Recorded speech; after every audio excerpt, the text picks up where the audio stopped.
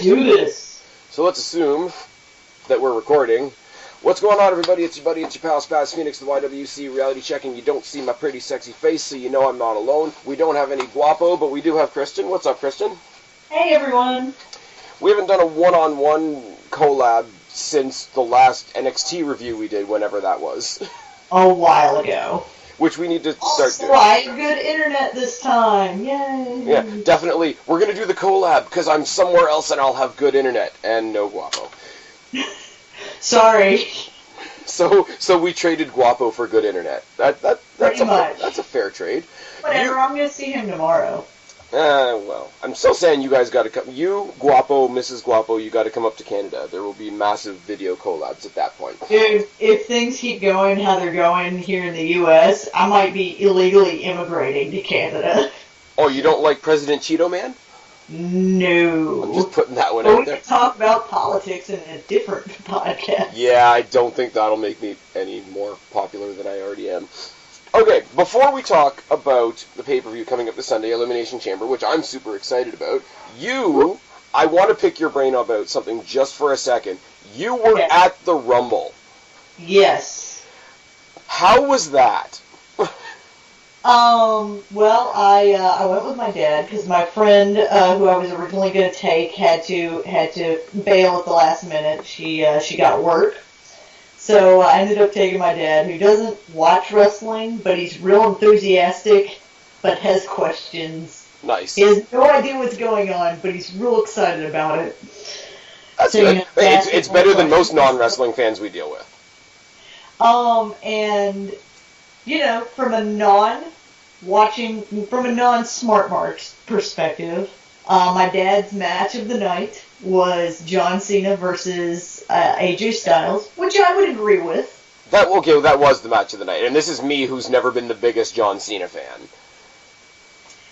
So even a novice could tell what match of the night was. Yes. Granted, he was disappointed that he spent that whole Jericho, Kevin Owens, Roman Reigns match waiting for Jericho to get out of the cage, and then it never happened. And then, as Chase Oliver would say, the big giant teddy bear came and then saved that match. It's so bad that Braun Strowman, who was a jobber, like not a jobber, but like not anybody that anybody gave a shit about, is now getting thank you Strowman chants. Pretty bad. And so the part I'm guessing you're referring to when you asked me about how the Royal Rumble was live, number 30. Can I say something right now? Yes. Because we pick wrestling apart. I mean, we love wrestling, and we pick it apart because we love it, right? So I should go to town on Roman Reigns coming out at 30 and how much bullshit it was, right? Yeah. I laughed so hard. So hard. You know when the last time I laughed that hard is? Okay, you know who Deluxe Man is. Yes. And how much of a Daniel Bryan fan Deluxe Man is. Yes. I haven't laughed that hard since 18 seconds at WrestleMania. Because that was back before Deluxe Man and the rest of the Horsemen decided I wasn't worth talking to. And that was when I was like, the only thing I could think of was, you know, somewhere in Texas, there is an angry-looking little mop-headed dude who's about to blow something up. Now take that mentality and apply it to the whole internet. Because I will say, last show I was at was Survivor Series.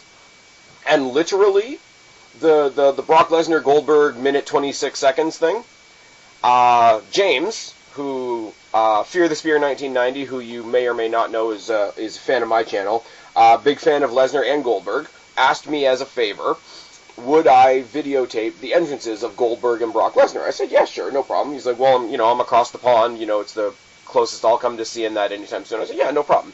Literally, the time it took me to turn my camera off, put it back in my pocket, sit back down to watch the match was over. Yeah. I missed the match. The best thing is don't call it that. That wasn't a match. This is what you get for having a drug violation in a completely different company. Yep. But so that was that. But immediately Twitter. I was still leaving the was it the Air Canada Centre or the Rogers Centre? Fuck me. think it was the Rogers Center. The two buildings are right next to each other, so it is what it is. Before I even left the arena, things longer than Lesnar versus Goldberg was trending on Twitter. And some of them were pretty good. But I just think, like, the Roman thing, you might not like it, but WWE's kind of brilliant. I don't know that brilliant's the word I would use if you heard that crowd. Well, brilliant in their deviousness, because they trolled the entire fucking audience. Clearly. But I mean, like, they've decided. Yes, I agree. They've decided for whatever reason that they went with Randy Orton. People would have shit all over Randy Orton winning the Royal Rumble. But if you present them at the very last second with, oh my god, we're going to have Roman Reigns win, it's going to be such fucking bullshit, it's going to be 3 years in a row, okay, it was just Randy. That's true. That's true. Like, it's not a good excuse, but if that's the mentality they're going with, it's a shitty, like, backhanded thing to do, and we didn't get almost any of the... You know what? I take it back. It might be genius, because when Roman Reigns came out at 30... I laughed out loud. I laughed out loud for the duration of his entrance. I laughed out loud for the duration of the match. And when it got down to him and the Wyatt family, it's like, okay, Bray Wyatt is by far the most popular person in the ring as of now. And people are giving Randy Orton a second chance with this Wyatt thing that he's doing. So if you now have Roman Reigns come out at 30, which is basically like the least deserving spot in the Rumble, like the least amount of work, and he takes out the Wyatt family single-handedly, the place is going to burn down. And then they didn't... I will tell you this, when he came out, I don't know what you heard, because WWE is kind of notorious for piping in for the television audience. Oh no, the boos were pretty noticeable. Well, we had "this is bullshit" chants. Yep. Those came through. Straight up leaving. Yeah, I will say, as somebody just watching it on TV and not in the arena, you could noticeably see them trying to change camera angles, and yeah, you couldn't avoid the fact that people were leaving the building. It was bad. My dad leans over and he goes, "Isn't he supposed to be a good guy?" Yeah, but nobody likes him, Dad. But see, here's the thing, though. The most heel thing Roman Reigns does is not turn heel. And that's such a John Cena hater thing to say, but, like, I will say, as of the Rumble, if anybody questioned the fact that, like, all the irrational John Cena hate has fully transferred to Roman Reigns, I think they capped it off. Because, yeah, they did it, and it was brilliant, and it made people hate the Randy Orton win less, but it's still, like, WWE flipping everybody the bird. Pretty much. And I left that arena thinking, oh, great, we're going to see John Cena versus Randy Orton for the millionth time. Yeah, but then we got it on SmackDown instead. It doesn't matter. Yeah. I will say I didn't mind it on SmackDown. Like, they made it up, like, big fight feel and all that kind of shit, and I didn't mind it. It wasn't terrible, it didn't break my heart, but that's about all I'll give it. But the thing is, going into the Royal Rumble, people thought, oh my god, like, you know, crossing the streams type deal, we're going to walk out and the champions are going to be John Cena and Roman Reigns. And then Roman lost. And I'm like, okay. And then John Cena won, which I was kind of okay with, too. And then when he came out... I thought it was alright. Like, you know, a lot of people don't want him to beat the record, but I think it's, A, been long enough. B, I feel like it was a hell of a match. Yeah. And they downplayed it. And they really now because it hasn't been shoved down our throats. Well, he's been a part-timer, and he's on SmackDown, so automatically he gets points. But anyways, switching over to SmackDown, we've got a pretty decent pay-per-view, I think, for something that's been thrown together in 2 weeks. Yeah, I was like, man, it's really soon. Yeah. Nothing has technically been labeled a pre-show match. I don't think they've actually advertised a pre-show at all, which is kind of odd. But if there is a pre-show, I'm pretty sure the pre-show match is going to be Apollo Crews and Kalisto versus Dolph Ziggler in a handicap match. Question. Okay, I have a thing about this whole match. I think this match is stupid. I think it's stupid, but I'm going to enjoy it. How's that? Dolph Ziggler's the heel, but how he has are the we not obstacles. supposed to feel bad about the fact that he has to face two guys at the same time? And how bad is it that you've got two guys okay, they're not the biggest names, but you got two guys as talented as Kalisto and Apollo Crews, and this is such blatant proof that they don't have anything for them. This match is stupid. Like, I'm sorry, I like Kalisto. I like Kalisto. He should be in the Cruiserweight division. What? Kalisto should be in the Cruiserweight division. Yeah, yes. Because I would love to see, like, Kalisto versus, like, TJ Perkins is the first one that comes off the top of my head. Or Kalisto versus Tozawa. Or some shit like that. But, like, he's the only one left, and he's the absolute smallest guy. If you're going to leave a Cruiserweight out, like they talk about, you know, Finn Balor's kind of small, Sami Zayn's kind of small.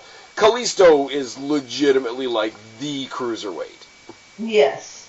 Now, if they left it, and they did this this past week on SmackDown, if they did another Dolph Ziggler versus not Baron Corbin, Dolph Ziggler versus Apollo Crews straight up one-on-one, I'm down for that match any day of the week. Because it's a great match, but they haven't known what to do with Apollo Crews since they moved him up to the main roster, which I felt was a mistake anyways, that they moved him up so soon. You might be right, but my thing too is like the way they've had so much turnover in NXT. Who would you feud him with in NXT? I don't know, but I mean, I'm not saying they shouldn't have moved him up because he wasn't ready. Because he was. His mic skills, though, as much as I love him athletically, his mic skills are weak. And he smiles a lot, and it's kind of creepy. Well, because he's playing the super baby face. Yeah, but it's like he's like we used to say that Baron Corbin was the what's her face. He has Kristen Stewart face. Like he's got like the male version of resting bitch face. Like yes. I think they brought in Apollo Crews to be the anti Baron Corbin. But how have they not had a big feud? They can't find something for Apollo Crews. Like he's so talented in the ring. Like I said, his mic work is weak though. He needs work with that.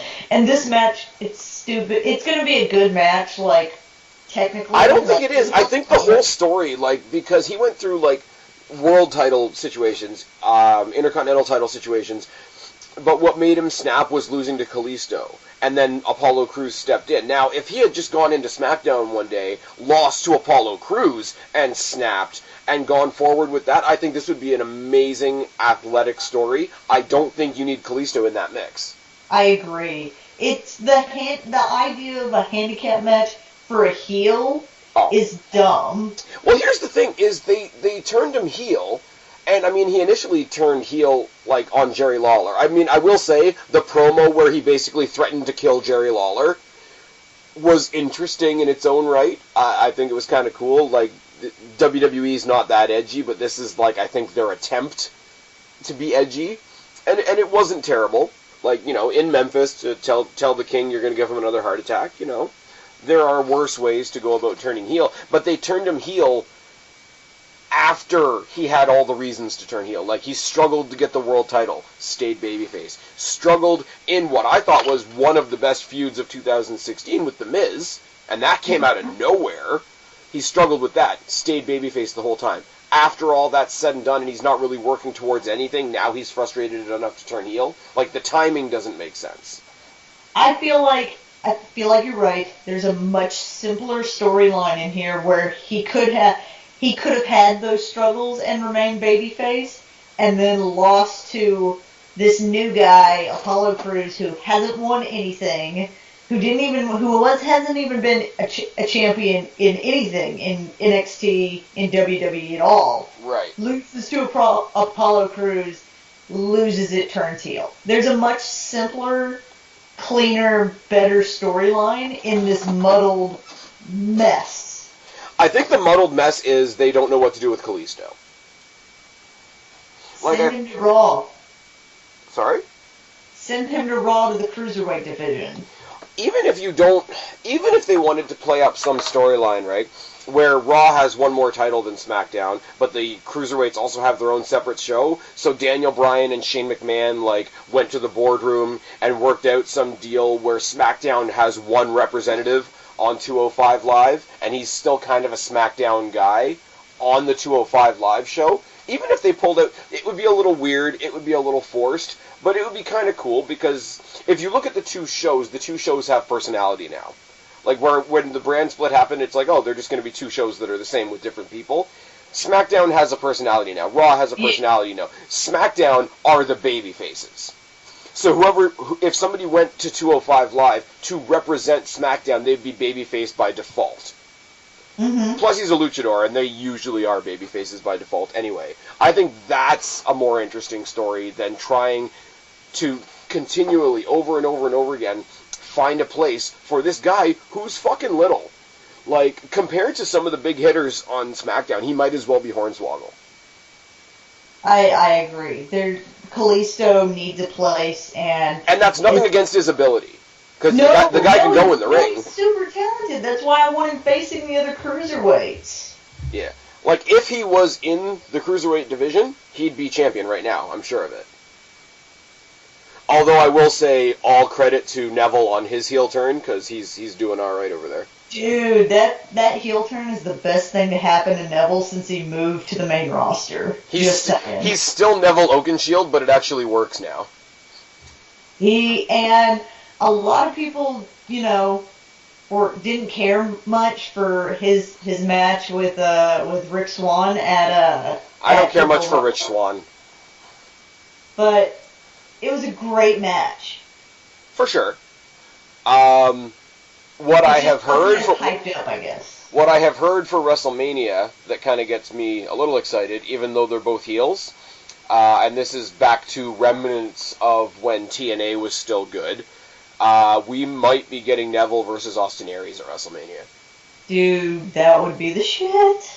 And if they need it to be a face, then I'm sorry, as good as Neville is, take it off him, put it on Cedric Alexander. Cedric Alexander versus Austin Aries. I'm okay with that too. Yeah. But, Apollo Crews and Kalisto versus Dolph Ziggler. I hope Dolph Ziggler gets the win, because even as a heel, a victory 1-on-2 is still good, and if he's going to push through with this new heel... A victory for Apollo Crews and Kalisto doesn't mean anything, because then it took both of them to beat up Dolph Ziggler, and again, then how do you not feel bad for Dolph Ziggler getting essentially beat up by two guys? Which is why the 2-on-1 handicap match against two faces against a heel makes no sense. Okay, I'll give you one example. I'll give you one example where it kind of makes sense. For the good guy. I'll give you one example where it kind of makes sense. You're gonna laugh, but hold on a second. Have you seen any of the Saw movies? No. Okay, I like the Saw movies. It's one of my favorite series of movies because I'm kind of fucked up like that. So the guy Jigsaw does terrible, terrible things, but by the end of the series, if you stick through it all, you never think what he's doing is okay. But by the end of it, you understand why. If they book Dolph Ziggler as this guy who's on a downward spiral and doing these terrible things, but we understand why, so it's like he's not a heel as in, oh my god, we hate him. It's a heel where the audience is like disappointed in him.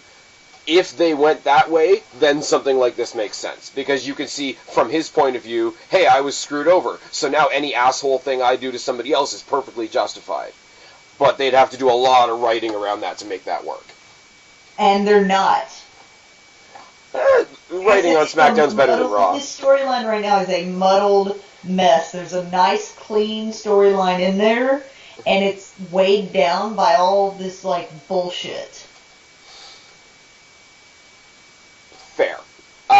I still say I want Ziggler to win, because if he is going to be this crazy heel who's totally in his own head justified in what he's doing, I want to see him obliterate both of them. I want him to cut a promo before the match. You know how they do the pre-match interviews sometimes? I want him to cut some kind of joke where where he says it's not a 2-on-1 match, it's a 1.5-on-1 match. Well, that would be super heelish. It would. But again, moving on. Alright. Moving on, next, I'm doing these in a specific order for a specific reason. SmackDown Tag Team Championship Turmoil match. The American Alpha versus Breezango versus Slater and Rhino versus the Usos versus the Ascension versus the Vaudevillains. That is a lot of people in one ring. No, it's a turmoil match. Two teams start, and then once one is beaten, the next team comes down. Oh, okay, gotcha. It's the tag team version of a gauntlet match. Okay, gotcha. I want to get your thoughts first. The tag team division in SmackDown is just, I feel like, better. Yeah. I feel like... But, I don't want American Alpha to lose. I feel like they are supposed to be champions. I know they can't be champions forever, but I just don't see the other teams as champion.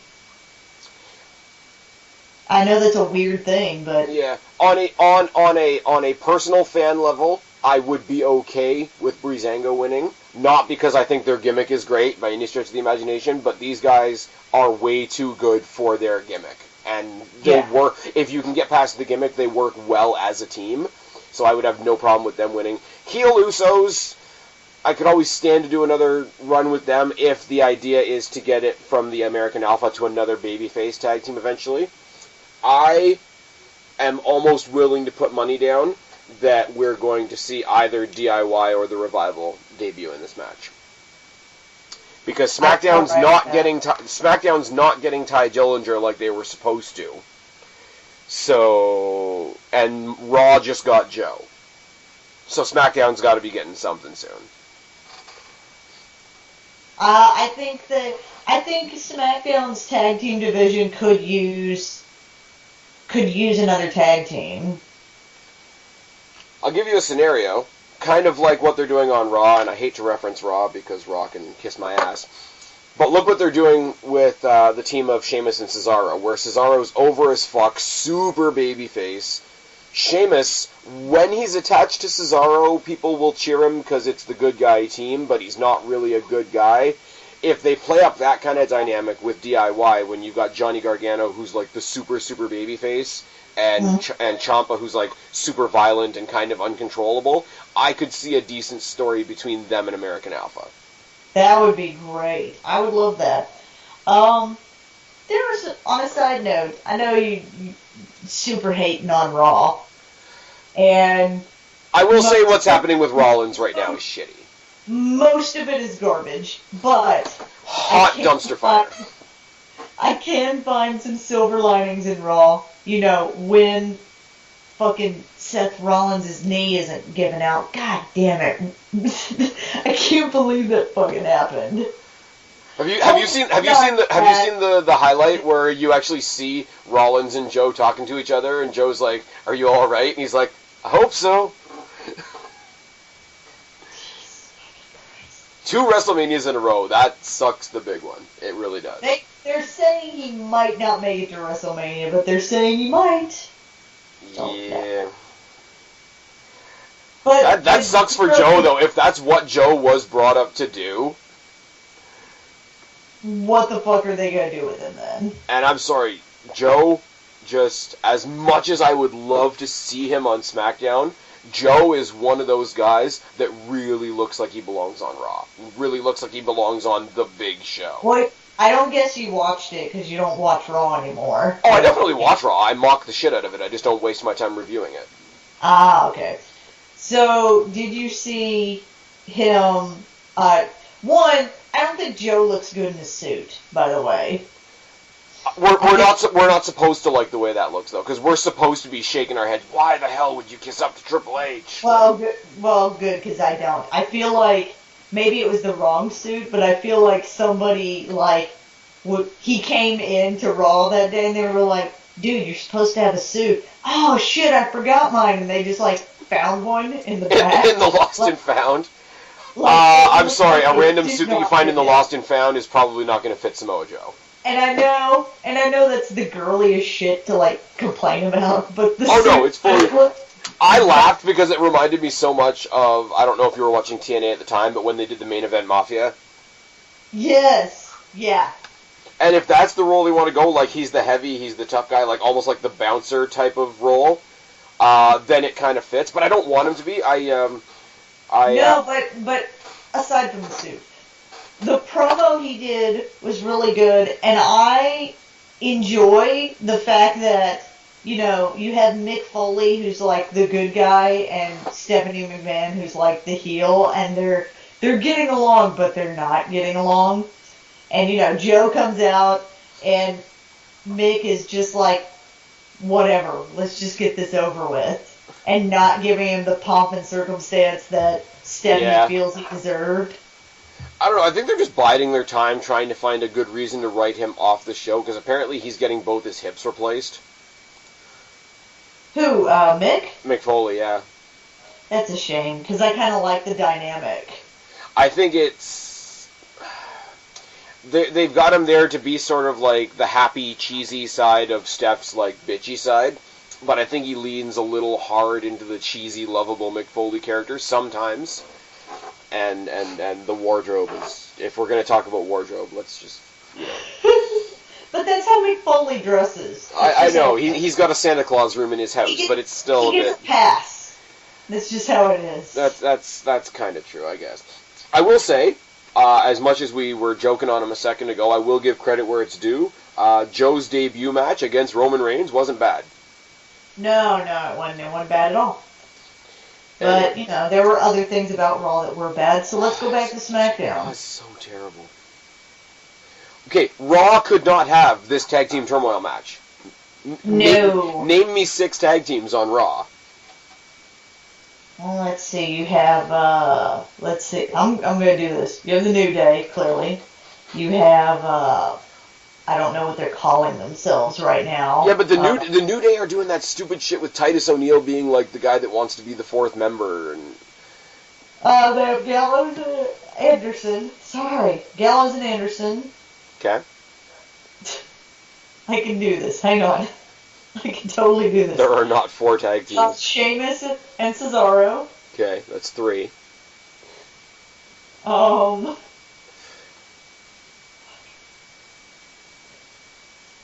Okay, you got me.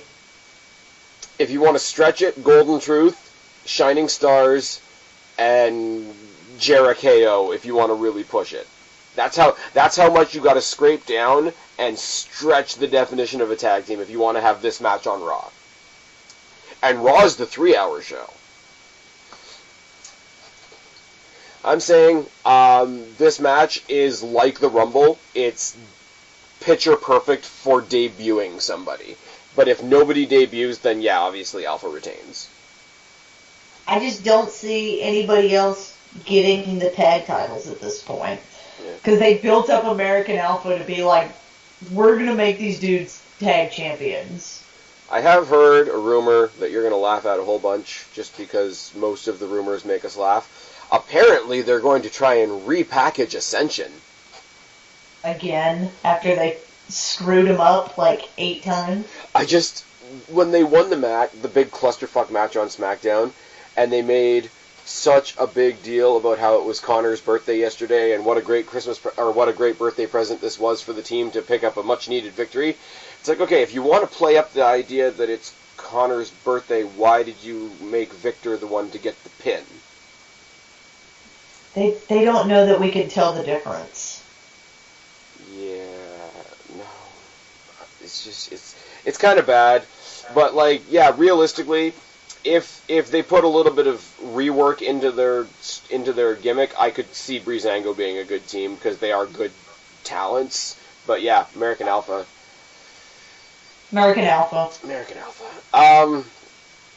Kind of the tied me over until WrestleMania because I just won the Rumble match. Randy Orton versus Luke Harper. Is there any way Randy Orton's not winning this? No. I find this match pointless. It's a match that somebody says it and I go, no, just whatever. Structure. I'm not mad about it. I'm not happy about it. It is just there. It is the definition of just there. It's, for me, and like I say, I'm being super positive because it's SmackDown, yeah, whatever, it is what it is. structurally, to get us to WrestleMania, this match needs to get out of the way.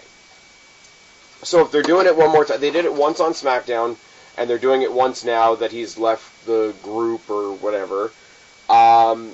It should happen before WrestleMania so it doesn't interfere with WrestleMania, so I'm okay with it happening here.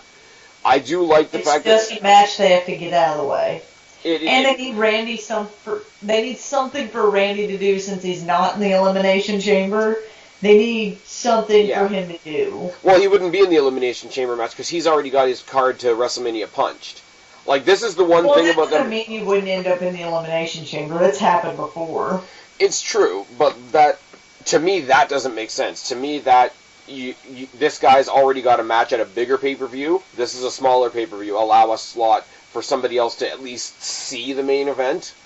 Like, they're not going to win, obviously, but give somebody else a little bit of that main event spotlight because you don't need it because we already know what you're doing next month. Like, if Randy Orton was in the chamber, Baron Corbin wouldn't be. And Baron Corbin's been killing it, so I'm glad he's in the chamber. Yeah. But we're going to talk about that in a second, right? Yeah. But in the only thing that I really don't like about the in-between pay-per-view, because Royal Rumble is the start of the WrestleMania season, and then there's WrestleMania, and whatever the middle pay-per-view is the road to WrestleMania, literally. Now there's two of them because of the brand split, but whatever. So, at the Rumble, you know you're going to be in the main event at WrestleMania. They have to find some offshoot away from the title to keep you busy until WrestleMania, which is always awkward. So, at least they've got something built in here that already makes sense. Like, they didn't find him some random opponent. They didn't have, like, James Ellsworth come out on SmackDown and be like, oh, you think you're big stuff since you won the Rumble. I'm going to fight you at the Elimination Chamber and get some bullshit. Is James Ellsworth, like, just the new Santino Marella? James Ellsworth is Carmella's escort, and it's really sad. If you cut off Eminem's chin, it would be James Ellsworth.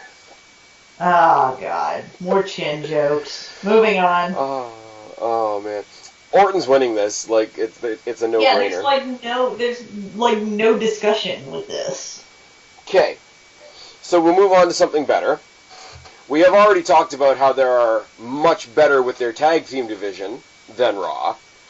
They are exceedingly much better with their women's division than on Raw, as evident by the fact that this pay-per-view on the main card has 3 women's matches on it. And some of them are silly, some of them are more serious, but all 3 of them have at least a semi-legitimate story and have something good that can come out of them. So we'll go Becky Lynch versus Mickie James first. Can I just point out, Mickie James talks weird in her promos. Like, it's like this weird, like... She talks really snaky. Like, she trails off the ends of her sentences. Like if they were going to do another version of the Jungle Book and somebody was voicing Ka. Like, that's how you... No, I was going to say, she sounds like...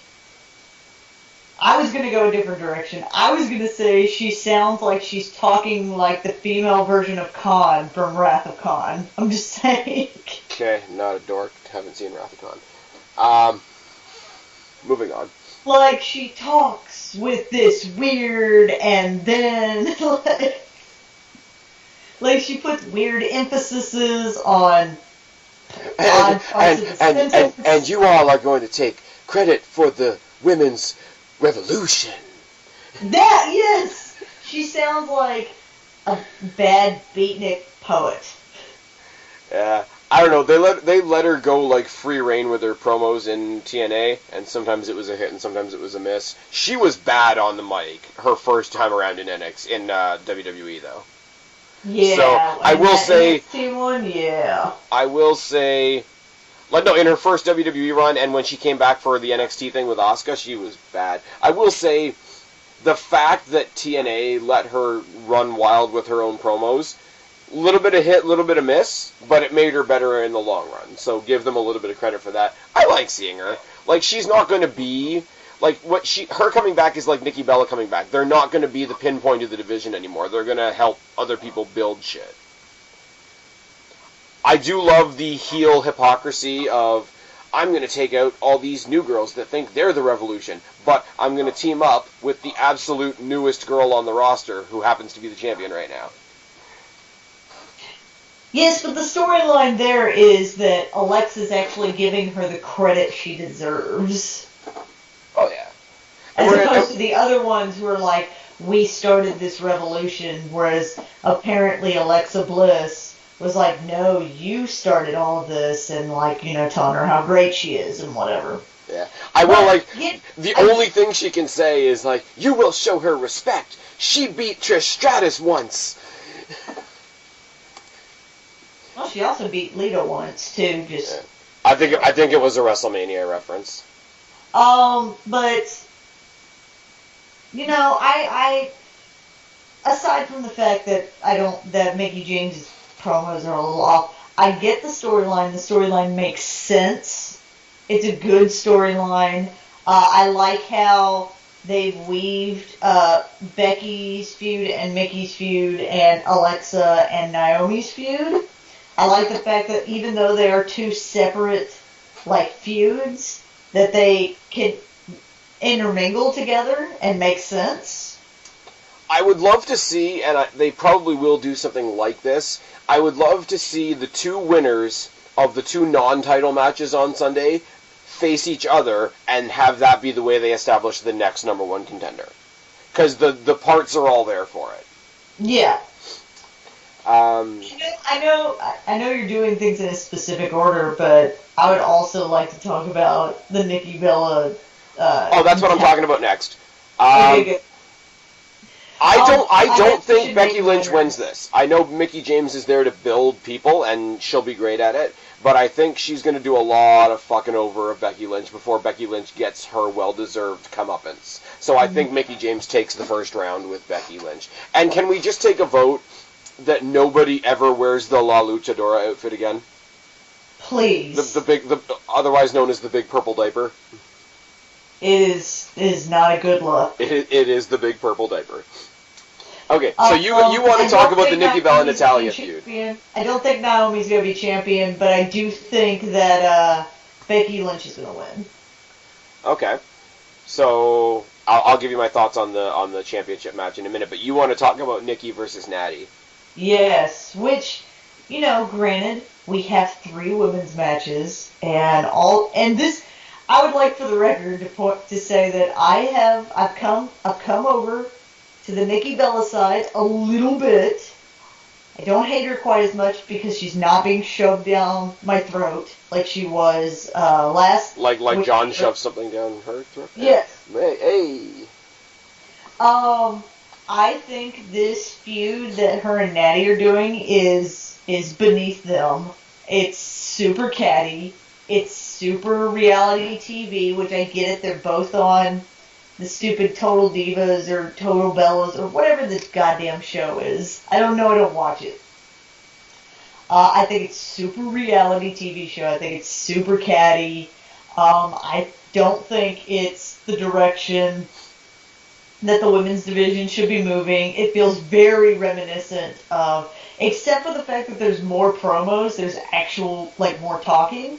It feels very reminiscent of the old, 2007, 2008, Let's give the Divas 30 seconds to have a match.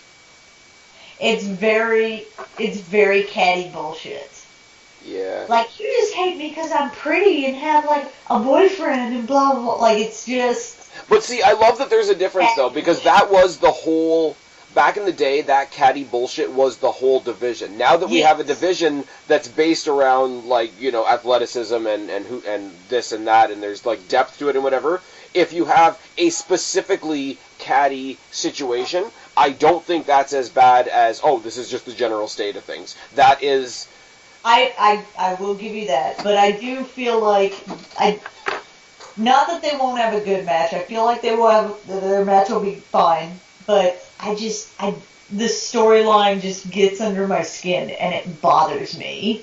It's just catty bullshit. Granted, they are fleshing out the catty bullshit and letting them like talk about it and whatever, and the sneak attacks have gotten pretty violent between the two of them. Do you watch Talking Smack? Go ahead. Do you watch Talking Smack? I did watch this last one. Where she face planted her up the table? Yeah. That was kind of brutal. And it's so awkward when you've got Daniel Bryan there trying to be the general manager, but at the same time, that's my sister-in-law. Oh, shit. Oh, by the way, her neck's fucked up, and so is mine. That's a bit triggering. I feel like Daniel Bryan should just come out in, like, an old man, like, Mr. Rogers sweater or something. Like, that could be a thing. I take it or leave it, I have infinite respect for Nikki Bella at this point. I don't really care. Natty is just... you want to say that it's a catty persona or it's a catty feud, whatever. I just don't think she's that good. She's a great wrestler. We know that. First woman to ever come out of the dungeon, Roddy Roddy Raw. I have no problem with that. But as a character on screen, I just don't think she's that good. I think her trying to cut a promo isn't putting any passion in it, isn't making it, cutting and deep and whatever. So when she overreaches with these things that just make us go, oh my god, that was awkward, that was uncomfortable, whatever, it doesn't feel natural. Like where, really, really unfair comparison, but like, say CM Punk. CM Punk would take those one or two big shots that Natalya has taken and really weave them throughout a really good promo. Natty's just like, I don't think anybody's listening to what I'm saying. Babies! Nobody's listening. You're gonna die alone! Like, her promos sound so desperate.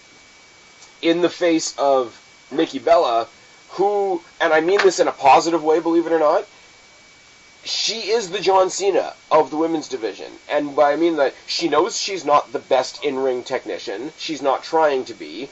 She's arguably the biggest name in the division. And she's at a place in her career where some heel is going to come at her with some random bullshit. And her response is basically what John Cena's response is. Like, what the fuck are you trying to do? What the fuck are you talking about? Let's go fight. And that simplicity, and that comfort that you get, and I credit where it's due. Nikki Bella and John Cena are very similar in this. They're at that spot in their career where they don't have to cut a promo. They just have to give the guy cutting the promo one really stupid look, and they're done. They're dead in the water. And when you got Natalya, who, like I said, isn't that great to begin with, I wish this feud was more focused on the physicality, because like you said, the physicality will be great. They've been super physical. They've been at each other. Like, this is like... But what's gotten us there, like, we've had the physicality in between the promos and like, as you said, the catty bullshit. And the catty bullshit is what's being focused on. When they were on Talking Smack, they weren't talking about the jumps from behind and the assaults and all that sort of thing. Like, oh my god, when she said that to you, I just couldn't believe it. I was like, whoa. Exactly. It's very, not Desperate Housewives, like housewife shows, like... Yeah. Like, you imagine, like, the wives of rich guys that don't have to go out and get jobs themselves, how they just sit around the pool and drink their martinis. Like, that's the kind of bullshit. Think about other wives of rich guys who don't have to go get a job. Yeah. Yeah, dish about whichever that's wife... exactly what it is. Dish about whichever wife didn't show up to the luncheon that day. And it's just... And the other thing, too, and this is kind of a weird thing to offshoot on because she's not even a wrestler, I'm also very fond of Renee Young, which I think you already know. I think in Talking Smack, this story is so bad that even Renee Young talking about it, you can hear in her voice, it's like, we all could be doing better things. I think Renee Young's great. There's been a couple of rumors that she might have a slight in-ring role, not fully wrestling, but maybe later on down the line with something to do with her and Ambrose, and if somebody like comes to...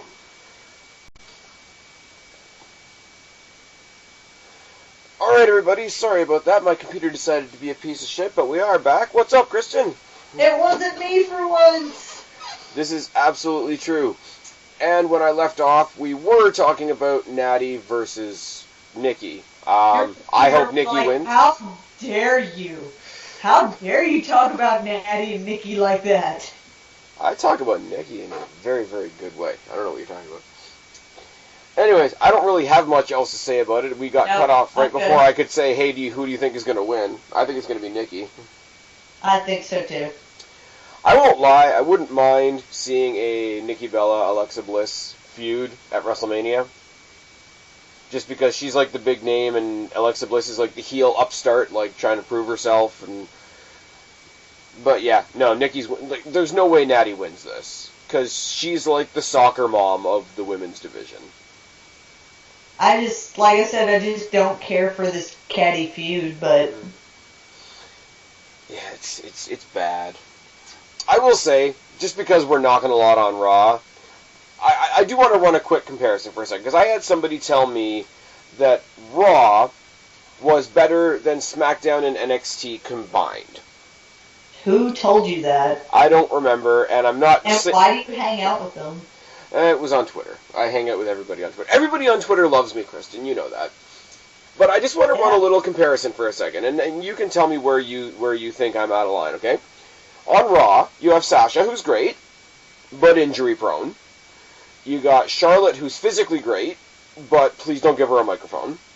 You got Alicia Fox, who's getting a push on 205 Live. You got Emelina, who's the biggest running joke in the company right now. And she hasn't even debuted yet. It's true. Re-debuted. You got Nia Jax, who, I'm sorry, they're still booking like a fat chick. On SmackDown at /NXT, you have Nikki, Natalya, Becky, Mickie James, Alexa Bliss, Naomi, Carmella, even though she's meh, Eva Marie, even though she's Eva Marie. And then you go to the other side of the coin, you've got Asuka, Ember Moon, Liv Morgan, who's a lot of fun, Nikki fucking Cross, who's my new favorite, Aaliyah, Billie Kay, Peyton Royce. So please tell me how Raw wins this game. Like I said... Why do I play with people like this?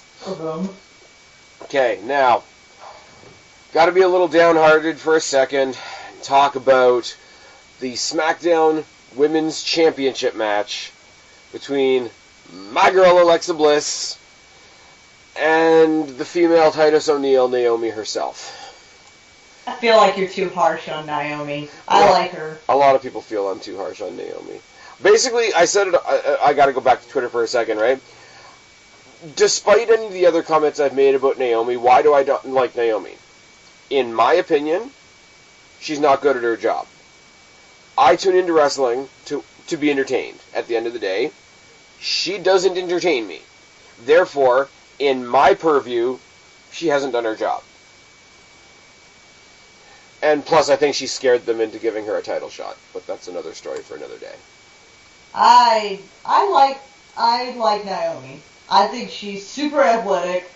Okay. As they've gotten rid of her, whatever her finisher was, the rear view, like that finisher is dumb. It is the flaming chocolate camel toe of death? It is not a good finisher. And if they do that, but seriously though, that kick that she gave Alexa Bliss on the last SmackDown... Over the table? That looked super awkward? It did not look super awkward. It looked super awesome. The crossbody she did over the top to the floor, she almost landed on her face.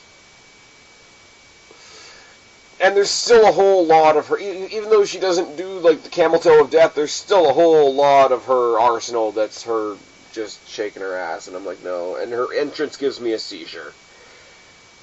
But I will, in fairness, give a little bit of credit to an idea that was given to me on Twitter by Francis Ward, at Mr. Fantastic11, who said, if you're going to give Naomi a run, give her a short run, allowing for that feel-good champ vibe, and then have Alexa Bliss come back at WrestleMania and crush it for heel heat. If they do that, I have no problem with Naomi winning on Sunday. That could be it. I think Alexa hangs on to it till WrestleMania. I would not be surprised if, depending, I gotta think how far WrestleMania is and how much they build it up. It's the first weekend in April. I would not be surprised if they turned Mickie James' face and let Mickie James have a WrestleMania moment against a heel Alexa Bliss. I don't know that she would win. I would enjoy seeing Mickie James back at WrestleMania. If they were going to do something like that, if they were going to give Mickie James a title match at WrestleMania, I feel like they would give it to her beforehand somehow, and let somebody defeat, like, because she's the legend on SmackDown now. If you look, like, by default, so you're going to give one of the younger girls the chance to beat the legend at WrestleMania for the title rather than her picking it up at WrestleMania. I see it working a lot better the other way. Like if Well, I just don't see a way to get the title on Mickie James before WrestleMania without it seeming rushed. Yeah, that's true too. Getting it off Alexa Bliss onto Mickie James. Yeah. Unless you have them feud. Yeah, I guess. And then you would have to turn Mickie James heel again. Yeah. Yeah, it's a little messy. Like I say, I don't think it's going to happen, which is why I don't think I'm going to see Alexa Bliss versus Mickie James, which is fine. Yeah. At this point, I really do want to see Nikki Bella versus Alexa Bliss. I don't know. I guess I could be okay with that. It'd be a good match. And I will say, I'm the Bella fan, but I would still say Alexa Bliss has to go over in that match. I think it would be good. I think they'd do good promos together. Yeah. Because Alexa Bliss is so fucking good at the bitchy. Like, she's so fucking good. I love watching her cut promos. Her promo, when they did that ridiculous double contract signing on SmackDown, when she's there, she's hyping her match with Naomi, but she spends the entire time knocking down Becky Lynch. And it's like, oh, Naomi, I forgot you were even here. I'm just gonna beat you on Sunday. So fucking good. Dude, her promo, like, after she beat Becky Lynch, and she comes out, yeah, and she talks about how, you want me to talk about Becky Lynch? Well, she called me a word that rhymes with the word witch. Well, this little bitch now runs the whole SmackDown women's division. I could watch that promo 1,000 fucking times. Yeah. If they do cross-promotion at WrestleMania, I would love to see Alexa Bliss versus Sasha Banks. Provided Sasha Banks isn't injured at the time. Jesus, dude, she's becoming like... Actually, I was going to say she's becoming the new Seth Rollins. I think Seth Rollins might be becoming the new Sasha Banks when it comes to... I think Seth Rollins is becoming the new Seth Rollins. No. Seth Rollins is becoming the new Sasha Banks when it comes to injuries. I think we need to have Samoa Joe and Nia Jax versus Sasha Banks and, like, Kalisto. Just get it over with. It would be terrible, I know. Actually, no. The only real crossover match that I would want to see right now, and you can't do it because Rollins is injured, and if he's not injured, he's facing Triple H. I would love to see no title, no nothing, just a straight up match with no steps. AJ Styles versus Seth Rollins. Dude, that match would be amazing. Insane. Throw that on the same card as Austin Aries versus Cedric Alexander. Insane. Throw in a triple threat match: American Alpha versus DIY versus The Revival. Well, that could just happen on SmackDown. And then Roman Reigns beats The Undertaker in the main event. Oh. It's gonna happen, and it's gonna be really sad. Anyways, should we go talk about the main event? Yeah, let's do this. Okay. For the WWE Championship Elimination Chamber match, AJ Styles, John Cena, Bray Wyatt, Baron Corbin, The Miz, and Dean Ambrose. Okay, can I pitch what I want to happen? Go for it. That is totally not going to happen because, well, after you hear it, you know why it totally won't happen. Yes. Because I don't want to see John Cena versus Randy Orton at WrestleMania. It's not happening. So... Plus, we already know what John Cena's doing at WrestleMania. Elimination Chamber, Bray Wyatt wins. Randy Orton versus Bray Wyatt. Yes. 100%. Randy Orton breaks the spell, the Wyatt spell that they have over him or whatever. Yeah. Bray Wyatt has the title. Randy Orton has the title shot. Randy Orton versus Bray Wyatt made it...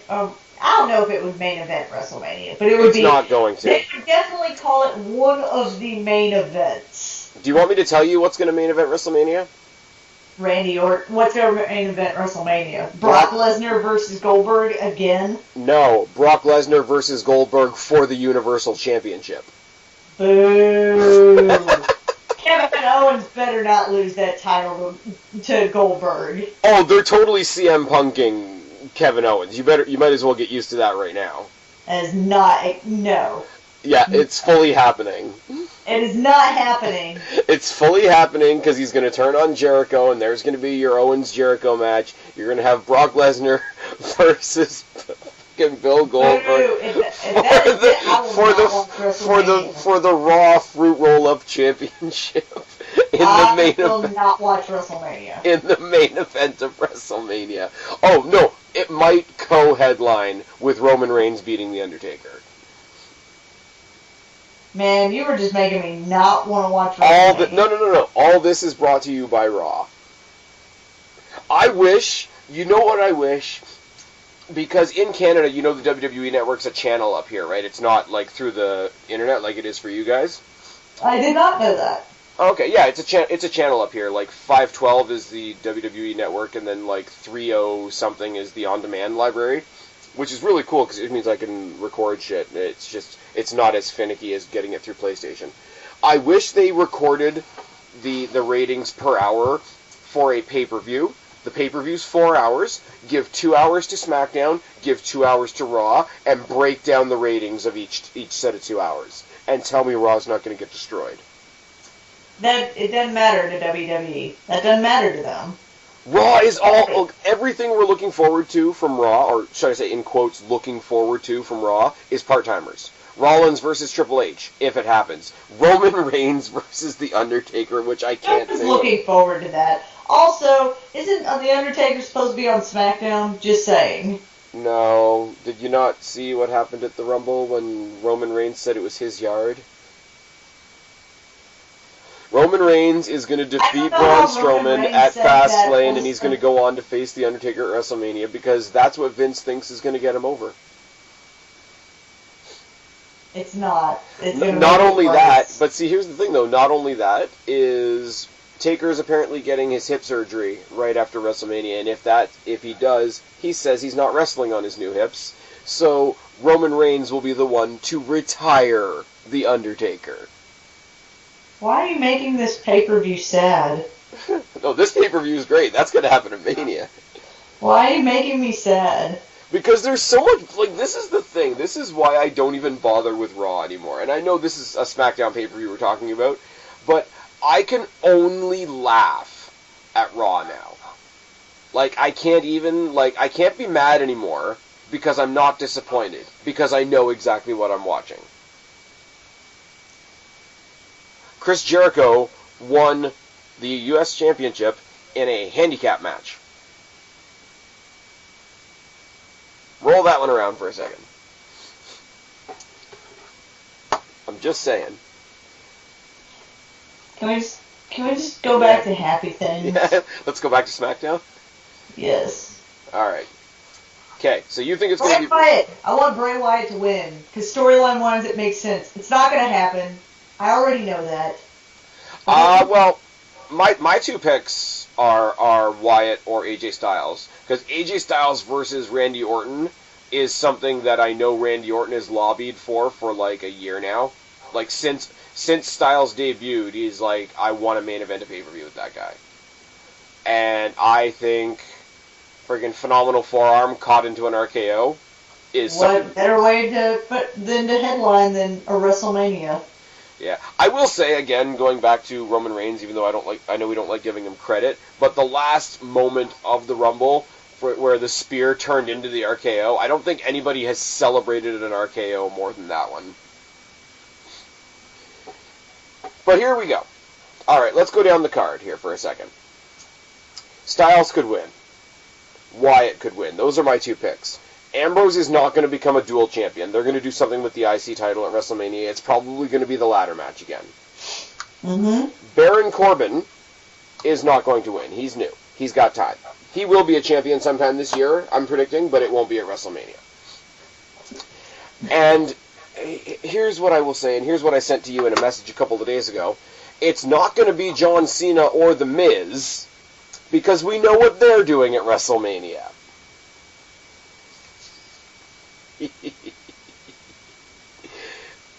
You know what they're doing at WrestleMania. No, they're not. Don't even. They're doing the mixed tag. That's another reason to not watch WrestleMania. John Cena and Nikki Bella versus The Miz and Maurice. This is just your pipe dream. No, look it up. It's happening. Stop pushing this as reality. It's gonna happen. No, it isn't. Here's my thing, right? Okay. It won't. Fantasy land. It won't be a great match. Reality doesn't exist. It won't be a great match, but listen for a second. It won't be a great match. In a match with Maurice, The Miz, Nikki Bella, and John Cena, where The Miz is by far the best wrestler in four people. Hard. Okay. But it won't be the best match on the card. It won't be the best. Clearly. It won't be the best option. It won't be the best option for anybody involved. But here's why I give it a pass. Here's why I give it a pass. You know what one of my favorite WrestleMania matches of all time / most disappointing WrestleMania matches of all time is? Is WrestleMania 27. I was there. You fuck off. By the way, John Cena versus The Miz. Everything I wanted it to be, and right down to the result. Except for the fact that I've always said this.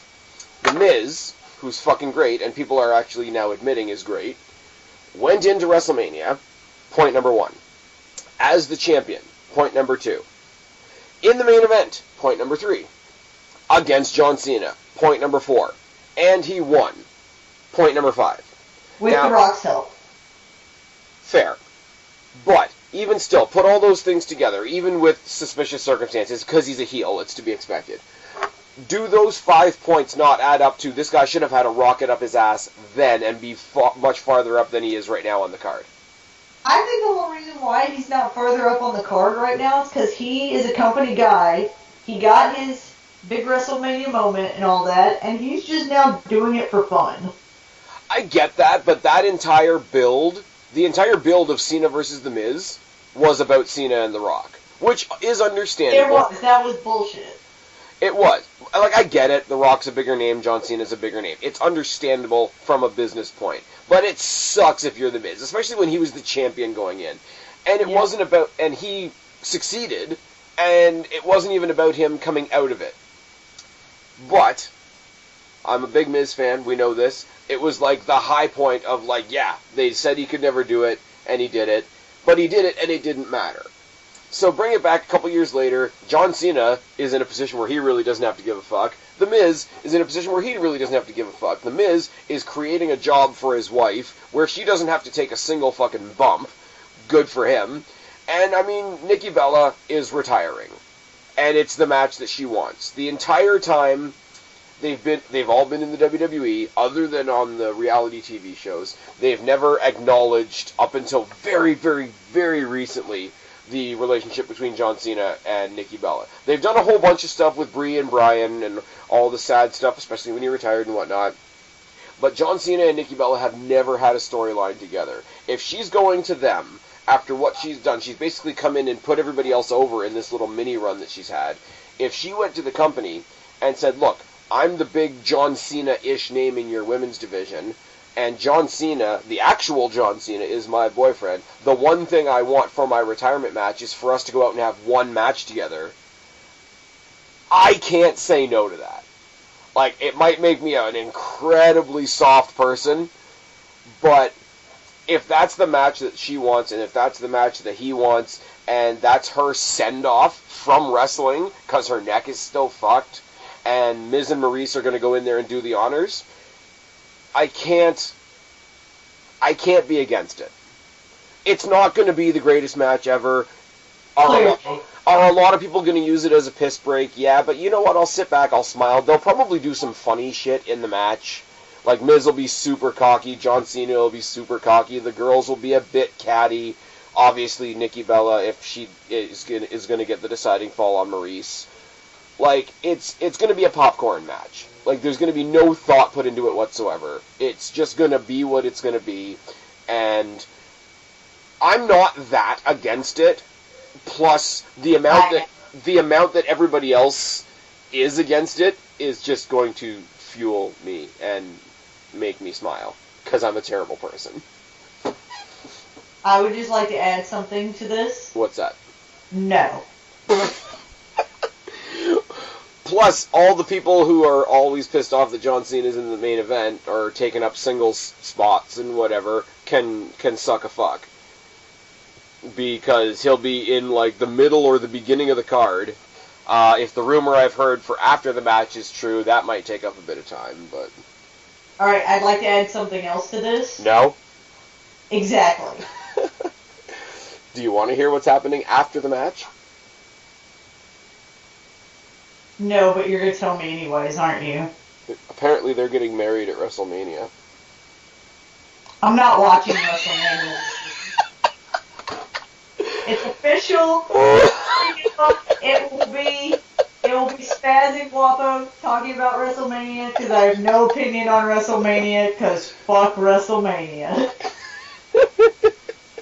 That is if all the shit that Spaz has said throughout this whole thing is true, fuck WrestleMania. Oh, never mind. WrestleMania, I'm glad I'm not going. Peace out. Never mind that, if Bray Wyatt wins the Elimination Chamber... No, that won't even save it for me. No. If Bray Wyatt wins the Elimination Chamber, which I'm pretty sure is going to happen, Creative doesn't have anything else for AJ Styles. AJ Styles might be facing Shane McMahon. No.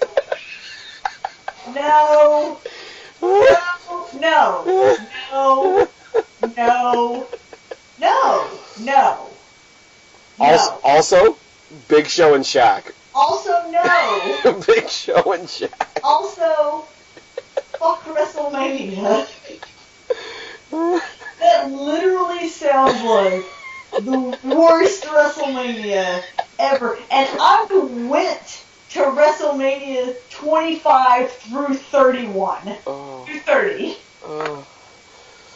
I paid money and hotel points to go to WrestleMania 25 through 30. And I say no. I started watching wrestling in 2007. Arguably the shittiest moment in wrestling history. And no. WrestleMania. Imagine if there was no Brock Lesnar. Imagine if Roman Reigns this year beat the streak. No! I don't want to be on this planet with that WrestleMania. Oh, crap. But we are looking forward to this. You don't make it through this entire review. We need to put a little thing that says skip to this part where I just have a meltdown about the idea of what you are putting together the shittiest WrestleMania ever. Okay, you think I'm putting this together? Yes. Really? Because it's not real, it's not in reality, and it's not going to happen, and I don't care if I'm in denial. There's going to be another cross-promotional match between... Actually, you know what? This WrestleMania will probably happen, because, we started off 2017 with President Trump, so... Hey, Show some respect. WWE Hall of Famer. Fuck everything. The next tag team title match will be like the Shining Stars versus the Ascension. We have a woman who's going to be our Secretary of Education who's never fucking been in a public school. So, of course, this would be WrestleMania. So, actually, I'm just going to go ahead. I will not be reviewing WrestleMania because fuck WrestleMania. That's my review of WrestleMania is fuck WrestleMania. Just take this clip and play it over and over. Okay. We're going to make WrestleMania great again. Fuck you for that statement. Alright, but this Sunday we are looking forward to. It's going to be Spaz and Kristen's Elimination Chamber review, fuck WrestleMania. Oh my god. That's the title of this video. I'll come up with an interesting title for this. I'm telling you, that's the title right there. Kristen and Spaz's Elimination Chamber review, fuck WrestleMania. I'm gonna love this WrestleMania because I'm just gonna watch the world burn. Anyways, so I guess for the last match there, you're calling Bray Wyatt. I'm calling Bray Wyatt or AJ Styles. I can only pray for Bray Wyatt.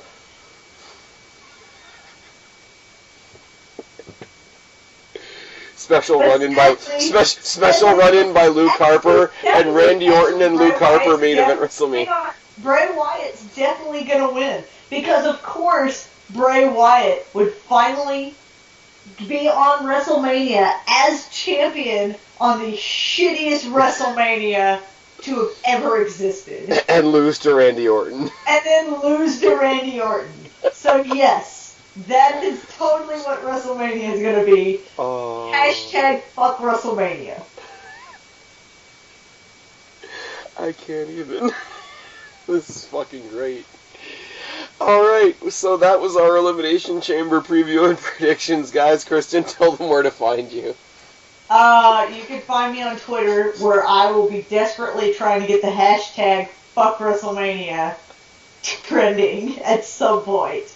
I'm sure it will happen at some point. Oh my god. You can find me on Instagram at BlackCatFeline. You can find me on Twitter at BlackCatFeline. You can find me on YouTube at The Black Cat Feline, and the show will come back whenever I have good internet. So probably about 6 months from now, because I'm going to go back to school and move to Austin. Alright, and you guys know where to find me, or you wouldn't be here. I've been Spaz. She's been a very, very triggered Kristen. We are your YWC reality check. Subscribe up there, talk down there, start a conversation, keep all these conversations going. Don't be a stranger. We'll talk to each and every last one of you later, but for right now, me and Kristen are tagging out. Hashtag fuck WrestleMania.